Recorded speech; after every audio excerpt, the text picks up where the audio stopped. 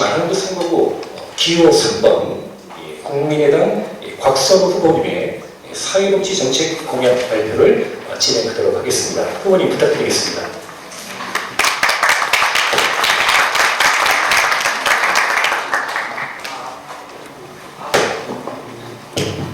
안녕하세요. 마한구 국민의당 국회의원 곽선우입니다. 제가 사실 그 정치계에 입문한 지가 1월 24일날 이제 입당을 했으니까요. 한 2달 조금 넘었어요. 이런 토론회 자리는 사실 처음인데 약간 많이 떨리고 아시는 분은 아시겠지만 저는 사실 제 전공이 스포츠 마케팅이에요. 스포츠 마케팅. 그러니까 주로 했던 일이 이제 축구단과 어떤 야구와 관련된 어떤 컨설팅 같은 거예요. 사실 사회복지와 저는 스포츠가 상당히 밀접해 있다고 생각합니다. 그리고 이제 앞으로 하고 싶은 게 물론 이제 저희 다음 사회복지 공약이 있지만 제가 진짜 제가 국회로 갔을 때 우리 당한테 강하게 이제 얘기하고 싶은 건 핵심적인 건 그거죠.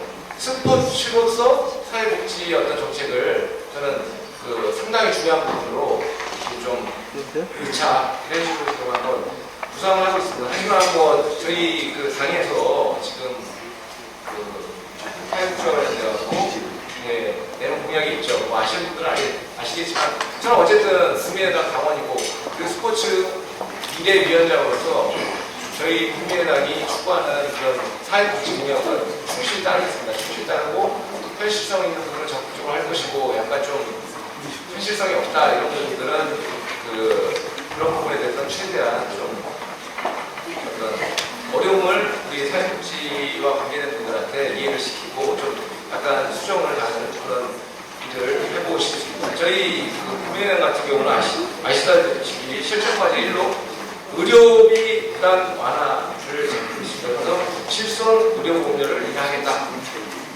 개선 방안으로는 이제 민간 의료보험법 제정을 하겠다고 합니다. 그래서 기대 효과로는 실손 의료보험료를 인하하고 공간보험과 민간 의료보험의 역할 설정으로 합리적 발전을 도모하겠다 이렇게 하고 있고요.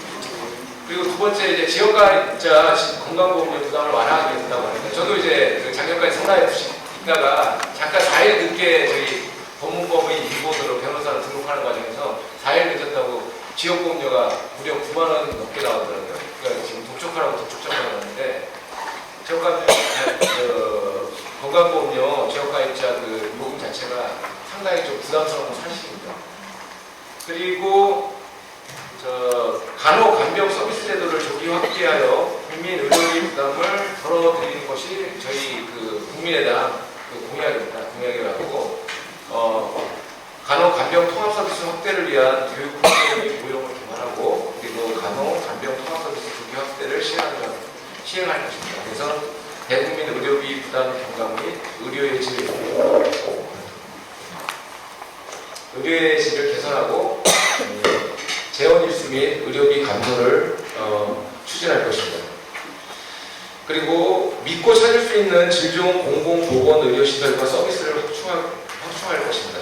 그래서 우리나라 전체 의료기관 좀 믿고 찾을 수 있는 공공보건 의료기관 비중이 매우 낮은데 이거를 질 좋은 어떤 공공보건 의료시설로 좀 확충할 계획을 갖고 있습니다. 그리고 이제 실천과제 2로서 복지 사각지대 해소를 할 계획입니다. 그래서 한국형 사회보장카드로 복지 권리를 찾아드릴 것입니다. 그래서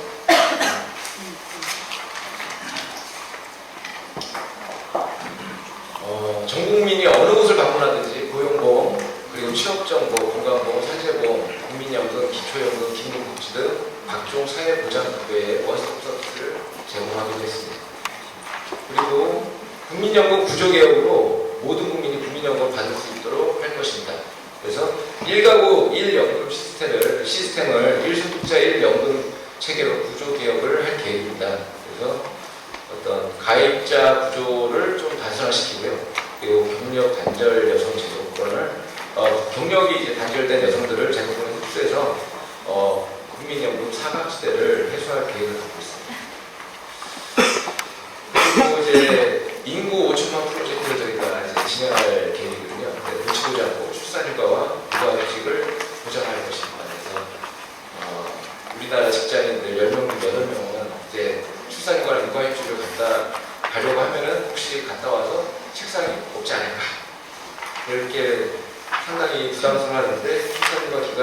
90일에서 120일 더 늘리고요. 아빠 휴가는 2주 확대하기. 그리고 산후 전담 간호사가 임신 출산과 육아를 도와드릴 것이고요. 그리고 아이와 함께라면 무료 대중교통을 이용할 수 있을 것입니다. 이건 저한테도 해당되는데 아주 솔직하더라고요. 그리고 국공립 보육시설 확충 및 요리과정 국가 책임을 강화하겠다고 합니다.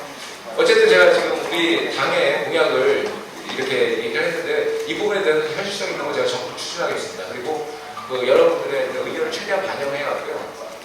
그냥 오늘 만우절이라고 해서 그냥 어떤 공약이 되는 게 아니라 실천할 수 있는 어떤 핵심 과제로 반드시 실천하도록 하겠습니다. 네, 감사합니다. 네, 고맙습니다. 시간 내에 발표를 해주셔서 고맙습니다. 제가 몇 가지 본인 질문을 좀 드리도록 하겠습니다. 지금 우리 안양시 같은 경우에는 그 사회복지 종사자 처우 및 지위 형성의 법률에 근거해서 지난 13년 2월 27일 날 그 사회복지사 처우에 대한 이런 근거를 마련했습니다. 근데 이게 어쨌든 이게 법률적인 것들이 선언적 의미로만 담겨 있어서 이것은 해도 그만 안 해도 그만 뭐 이런 것 때문에 최단적인 그런 종사자들의 어떤 사기 진작이나 이런 것들이 되어 있지 않습니다. 최근에 이제 북한의 미사일 도발로 인해서 국가 안보에 대한 상당한 우려 이런 곳에서 국방비 예산을 대폭 증액을 하고 사병의 급여를 15%씩 인상을 하는 이런 발표를 했습니다. 사실 우리 사회복지사들도 우리 사회의 안전망을 지키는 사회 안보의 최일선에서 일하시는 분들이신데 이분들에 대한 어떤 관심 또 이분들에 대한 어떤 그 처우에 대한 것들은 아직도 요연한 상황입니다.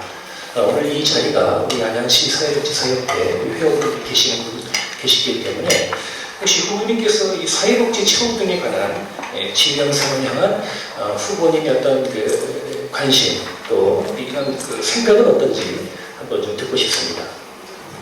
현재 경기도 이제 제가 어제 그런 얘기를 사실 우리 그 정책 개발하시는 분들이랑 한번 얘기를 해봤는데 그 사회복지사들에 대한 처우가 매우 열악하다는 거에 저는 적극 동감을 합니다. 아니 정말 남들이 하기 싫은 이런 어려운 일을 하고 계신데 저는 뭐 2교대 얘기 듣고 아주 그냥 놀랐습니다. 어떻게 2교대가 지금 시대가 어느 시대인데 2교대가 있습니다.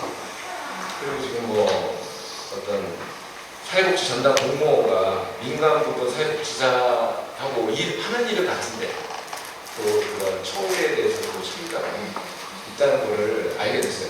그러니까 제가 지금 이제 그러니까 그런 부분들은 하여튼 최대한 동등하게 사회적 어떤 평균 처우에 맞게 당연히 적극 개선해야 된다고 생각합니다. 네, 의지를 보여주셨습니다. 또 한 가지 말씀을 드린다면 우리 한국 사회의 가장 그 유협적인 요인이 바로 이제 불평등 구조의 문제를 어떻게 풀어갈 것인가 하는 문제입니다.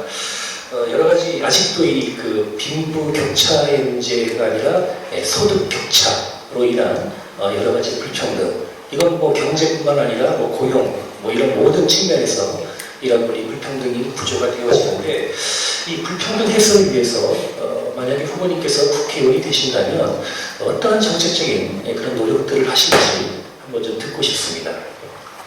예, 지금 각 지방자치마다 그 어떤 지방세 수입이 다르다 보니까 굉장히 예를 들어서 성남시 같은 데는 굉장히 그 재정이 탄탄하지 않습니까? 그런데 저희 안양시 같은 경우는 주변 도시에 비해서 재정 자립도가 상당히 떨어지는 것 같습니다.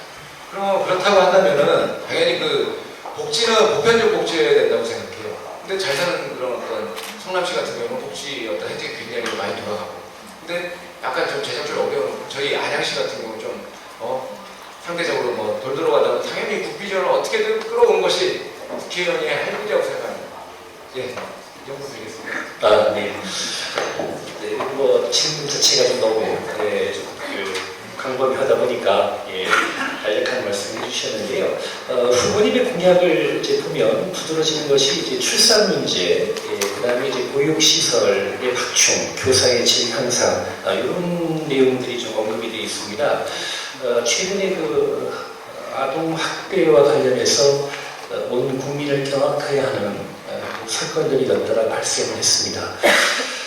아이들의 올바른 성장을 위해서 그 지역사회가 어떤 역할을 해야 되는지 후보님의 어떤 생각을 한번 듣고 싶습니다. 아동 쪽에 관심이 많을 수밖에 없는 게 제 아들이 하나 있는데 지금 초등학교 2학년이에요. 2학년인데 지금 요즘 아동 학대 문제가 사회적으로 크게 문제가 되지 않습니까? 참 보통 이게 내놓는 그런 어떤 정책들이 보면은 처벌 위주, 그러니까 사후적인 어떤 그런 개선, 사후적인 어떤 처벌로 인한 어떤 그런 개선을 하려고 하잖아요. 그럼 사실 중요한 건 사전이거든요. 사전. 그러니까 과연 사전에 어떻게 이런 거를 해결할 것이냐, 그런 어떤 전문가들과 충분히 어떤 그런 아이들에게 속한 어떤 학교나 이런 단체 있지 않습니까? 그런 전문가들과 지속적인 어떤 그런 논의를 통해 갖고 뭔가 좀 사전적인 부분을 한번 개발해 봐야 될 것 같아요. 저는 사실 솔직히 내가 사전적인 방법을 뭐가 있을까 아직까지 제가 못했습니다. 예. 그 부분은 아마 지속적으로 한번 충분히 고민해야 되지 않을까. 네, 아이를 키우는 아버지의 입장에서 좀 더 이런 부분들에 더 많은 관심을 좀 가져주시길 부탁드리고요. 토론 들어서 마지막으로 한 번 좀 더 말씀을 드리겠습니다. 지금 이제 최근에 우리 한국의 정치판이 이제 분열과 갈등, 배신의 정치, 이런 걸로 인해서 국민들이 많은 우려를 하고 있는 것이 사실입니다. 만약에 후보님께서 국회에 입성하시면 이런 어떤 갈등이나 어떤 이런 구조들을 어떻게 좀 화합의 정치로 좀 바꿔나가는데 어떤 역할을 하실지 한번 좀 그 부분을 좀 말씀을 듣고 싶습니다.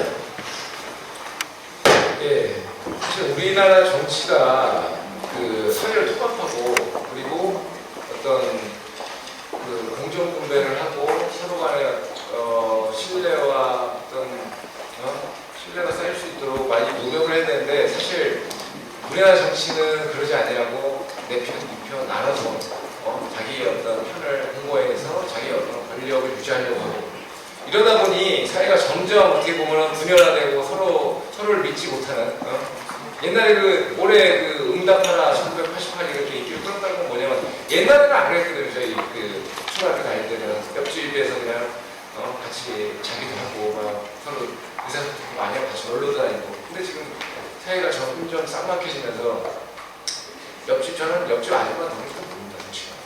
그만큼 쌍막해졌어요. 그거 다 정치인의 문제점이라고 생각하고 정치인 내면은 이 사회를 최대한 소통시키고 신뢰를 회복할 수 있는 어떤 그런 소통의 매개체가 되도록 하겠습니다.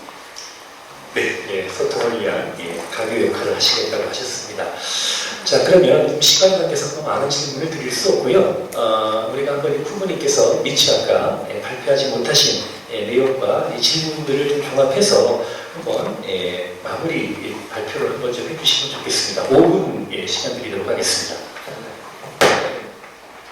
제가 사실 이렇게 좀 추상적으로 얘기한 거에 대해서 상당히 죄송하다고 생각합니다. 하지만